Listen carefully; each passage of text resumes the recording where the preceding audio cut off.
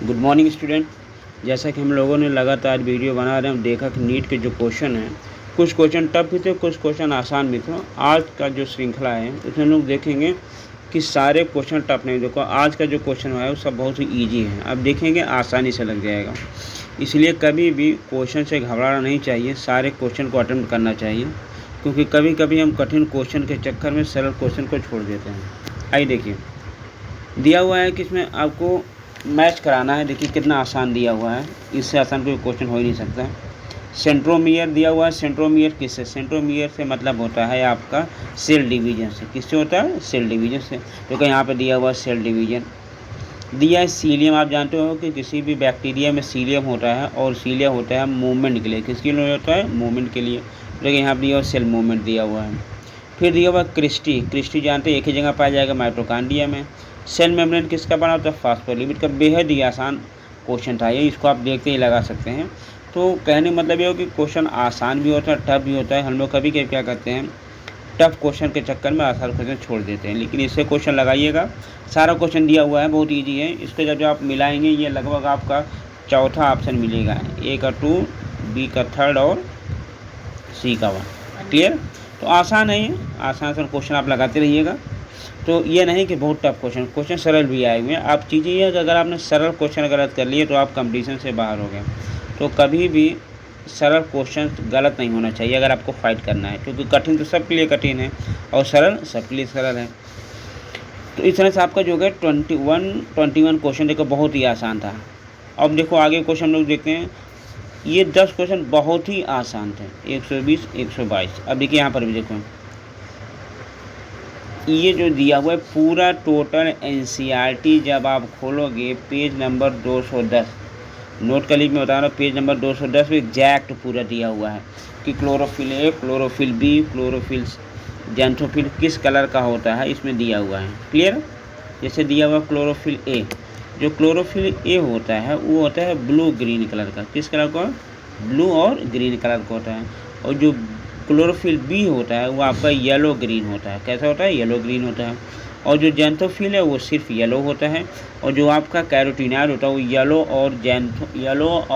Yellow orange मिला करके होता है। ये सब दिया हुआ आराम देख सकते हैं, येलो ग्रीन, येलो ब्लू। इस तरह से जब आप मिलाओगे तो जो आपका जो ऑप्शन है वो मिल जाएगा आसानी से। ठीक है, इसे देख लो, मिलाना चाहे मिला सकते हो। जैसे कि हमने कहा कि इसलिए क्लोरोफिल ए, क्लोरोफिल ए का मतलब हो गया ब्लू ग्रीन। ये देखो ब्लू ग्रीन क्लोरोफिल, यानी ए का थर्ड हो गया। तो ए का थर्ड यानी पहला दूसरा कोई होगा। इसके बाद क्लोरोफिल बी का मतलब येलो ग्रीन, यानी बी का 1 येलो ग्रीन। देख लो बी का 1 के बाद इतने क्वेश्चन आपका लग गया, यानी दूसरा आंसर आप सही, क्योंकि बाकी सब सही है। सी का सही है, डी का 4th एकदम सही हो गया। तो कभी कभी कुछ क्वेश्चन ऐसे आते हैं कि 1-2 ऑप्शन अगर आपका मैच खा गया तो भी आपको क्वेश्चन लगा सकते हो, पूरा क्वेश्चन लगाने की जरूरत नहीं है, आराम से कर सकते हैं। नेक्स्ट देखते हैं सीरीज के क्वेश्चन। दिया 123, ये बहुत प्यारा क्वेश्चन दिया हुआ है, इसको भी आप अगर अच्छे से पढ़ोगे आराम से लग जाएगा। देखो दिया हुआ है कि फाइंड द करेक्ट स्टेटमेंट, इसमें कौन सी स्टेटमेंट है जो करेक्ट है, बिल्कुल सही है। दिया हुआ कि in human pregnancy the major organ system are form at the end of 12 week. कह रहा most of the organ are develop at the 12 week, मतलब 3 मंथ की बात की जा रही, यानी 12 क्या कहते हैं कि 3 महीने में मेजर ऑर्गन आपके बन जाते हैं। दूसरा दिया बी कि human pregnancy the major organ system are form at the end of 8 week. देखिए 8 वीक नहीं होगा, हम ज़्यादा प्रेफर करेंगे, क्योंकि ये 2 महीने हो गए, 3 महीने हो गए, तो 3 महीने में ज़्यादातर ऑर्गन बन जाते हैं। क्लियर? और 3 महीने के बाद आप उसके रिप्रोडक्टिव ऑर्गन को भी देख के बता सकते हैं कि मेल है कि फीमेल है। नेक्स्ट दिया see in human pregnancy heart is form at the end of 1 month. बिल्कुल सही दिया हुआ है, 1 मंथ के एंड में आपका हार्ट बन जाता है। आप उसको स्टेथोस्कोप के थ्रू उसको आप सुन सकते हैं। नेक्स्ट दिया हुआ है कि the in human pregnancy limbs and disease develop at the end of 2nd month. ये भी बिल्कुल सही दिया हुआ है। तो इसको जब आप क्रम से पढ़ेंगे सारी चीज़ें तो बहुत आसान, लेकिन आप पढ़ेंगे मेहनत करते हैं बेटा, ऐसे नहीं आएगा। In human pregnancy appearance of hair, ये 5th मंथ पे एक चीज़ और याद रखिएगा कि बच्चा जो लात मारता है वो 5वें महीने में ही लात मारता है। क्वेश्चन घुमा फिरा पूछेगा, बाकी चीज़ें वही रहती हैं घुमा फिरा के। तो इस तरीके से देखा जाए कि इसमें जो एक गलत है वो आपका कौन सा गलत है, बी गलत है। कौन सा गलत है, बी गलत, यानी ACDE। देखिए ये लास्ट 4th ऑप्शन दिया, बिल्कुल सही है। बहुत ही आसान था ये, जो 10 क्वेश्चन तो बेहद ही आसान है, इसको आप ऐसे देखते ही लगा देंगे। चलिए नेक्स्ट क्वेश्चन हम लोग चलते आगे। आपका आ गया 123, 124 पे आते हैं। देखिए ये भी बहुत आसान है। दिया हुआ कि in seed of cereal the outer covering of endosperm seed separate the embryo protein rich. ये बहुत पुराना क्वेश्चन है, नए तरीके से लिख के दिया हुआ है कि किसी सीड में का जो एम्ब्रियो के चारों तरफ एक प्रोटीन के लेयर, उसको हम क्या बोलते हैं। कभी भी आप मोनोकॉट सीड के जब डायग्राम बनाएंगे तो बाहर की जो लेयर उसको बोलते हैं एलुरॉन लेयर। ये खासकर मक्के में आपको दिखाई देगी, मक्के का हर सब सीड में रहता है, लेकिन मक्के का डायग्राम आपको NCERT में मिलेगी, आप देख सकते हो। तो एलुरॉन लेयर होता है, ठीक, क्योंकि कोलेप्टाइल क्या है, प्लीम्यूल की कवरिंग है, कोलराजा क्या है, रूट की कवरिंग है, इंटीग्यूमेंट लेयर होता है। तो कौन सा आपका एलुरॉन लेयर है जो आपका पाया जाता है एम्ब्रियो में, ठीक है। ये प्रोटीन रिच, या एक क्वेश्चन पलट सकता है कि एलुरॉन लेयर किसकी बनी होती है, एलुरॉन लेयर बनी होती है प्रोटीन की बनी होती है, ठीक। और ये मोनोकॉट के लिए ध्यान रखिएगा, डाइकॉट का नहीं है। उसी क्रम में अगला क्वेश्चन है आपका है 125। ये भी आप NCERT में पेज नंबर 296 पर देख सकते हैं। सेम एग्जैक्ट डायग्राम बना हुआ है इसमें। देखिए यहाँ पर लिखा हुआ है डायग्राम, एक P दिया है, एक D। एक P मतलब प्रॉक्सिमल और D मतलब डिस्टल ट्यूब्यूल में दिखाया गया है, इसमें से कौन सा सही दिया हुआ है, क्लियर। तो जब आप खोलोगे पेज नंबर 296 पर देखोगे तो ये आपका डायग्राम आराम से निकल के आ जाएगा।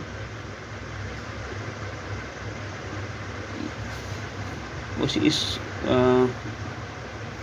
2 डायग्राम यहाँ दिए, बाकी डायग्राम यहाँ दिया हुआ है। यहाँ पे देखिए इसको, ये सेकंड वाला डायग्राम, इसको जब देखो NCERT में एग्जैक्ट ऐसे उठा करके दे दिया है, इसको आप देखकर ऐसा लगा सकते हैं। यहाँ पर अमोनिया, यहाँ पोटेशियम, हाइड्रोजन देखिए है, इन सबको यहाँ को क्या हो रहा है, रीअब्जॉर्ब हो रहा है, बाकी सब रिमूव हो रहा है, ठीक है। तो प्रॉक्सिमल वैसे भी मैक्सिमम चीज़ें जो होती हैं वो रीअब्जॉर्ब हो जाती हैं, जैसे बाइकार्बोनेट, सोडियम, ग्लूकोज, वाटर, सारी चीज़ें में दिया हुआ, सॉल्ट वगैरह। लेकिन PCET में आप जाओगे तो वहाँ पर पोटेशियम खास कर दिया हुआ है और NaCl वाटर सब दिया हुआ है, यानी ये पूरा डायग्राम आपका दिया हुआ है एग्जैक्ट कहाँ पे, NCERT में। तो इसलिए जब भी NCERT पर उसका डायग्राम वगैरह अच्छे से पढ़ के 2-3 बार बना के प्रैक्टिस कर लीजिए, क्वेश्चन बहुत आसानी से लग जाएगा, क्लियर। आइए क्वेश्चन नंबर आपका 26। ये देखिए ये भी टोटल NCERT डायग्राम पर दिया हुआ है।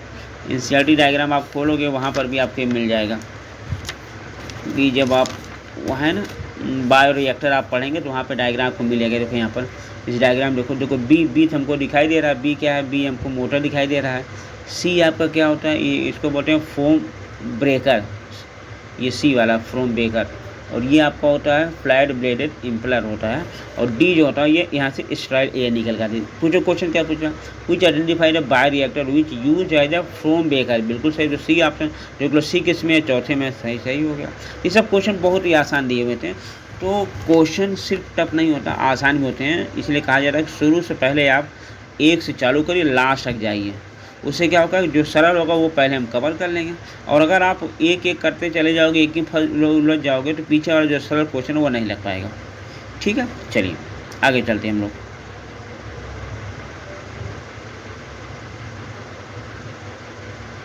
क्वेश्चन नंबर 127, यहाँ पे ध्यान देखो क्या दिया हुआ। In a given two statement दिया, one labeled as acceleration and the other labeled as a region. A typical unfertilized angiosperm embryo sac at maturity 8 nucleated होता है, सबको पता है 8 न्यूक्लिएटेड होता है। 1 2 3 यहाँ, 1 2 3 यहाँ होता है और 2 यहाँ होता है, ठीक है।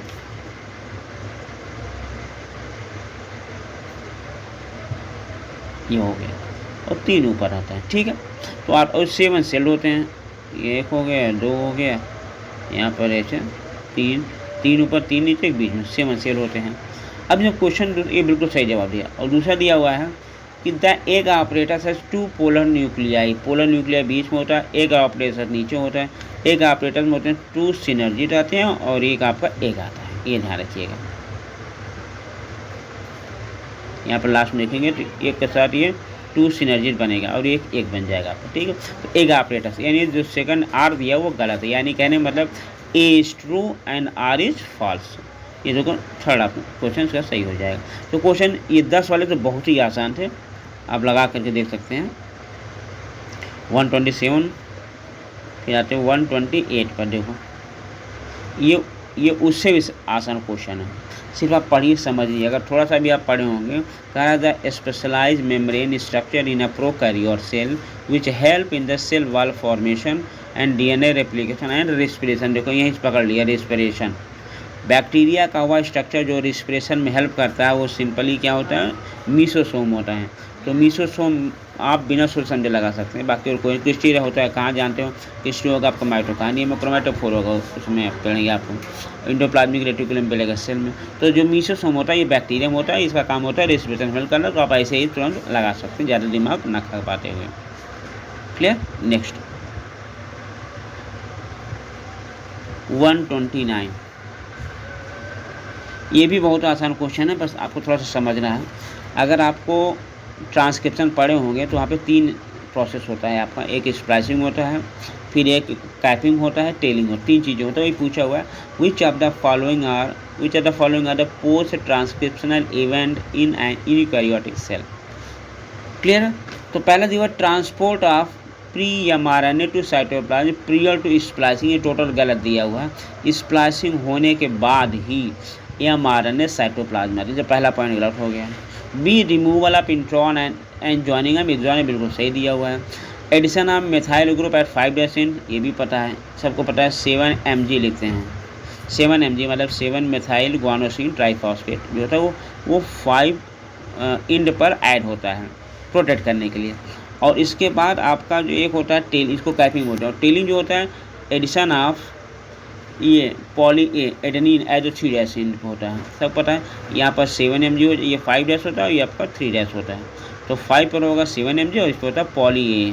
तो ये होता है टेलिंग और ये होता है कैपिंग। और एक होता है आपका स्प्लाइसिंग, जहाँ पर आपका कहते हैं इंट्रॉन को हटा करके एक्सॉन पर जोड़ते हैं। तो कहने मतलब यहाँ पर जो है आपका है ये आपका BCD, ये तीनों सही है। BCD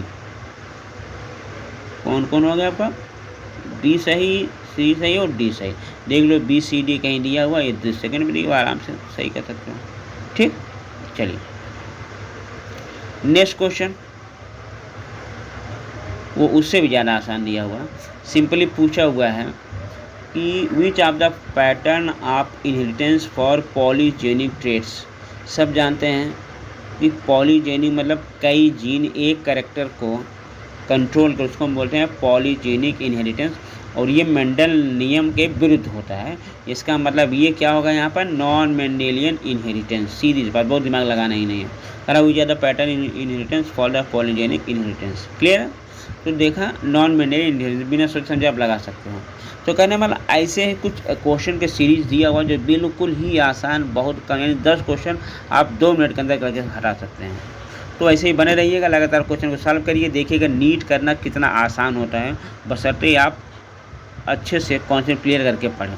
ठीक है, मिलते हम लोग अगली क्लास में अगले क्वेश्चन के साथ। थैंक यू, धन्यवाद।